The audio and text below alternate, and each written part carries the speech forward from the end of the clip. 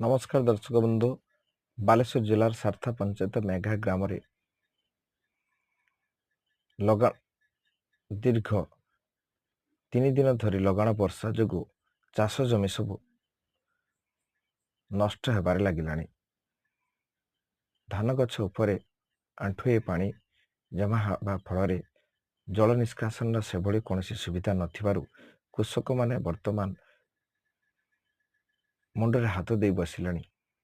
जेहेतु अल्प दिन तली रुआ होइथिबारु सेगुड़िक पचि जिबार संभावना रही।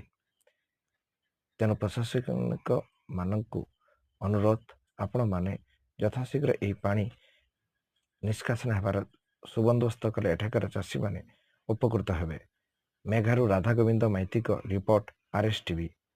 प्लीज अधिक मात्रा शेयर करने को अनुरोध। धन्यवाद।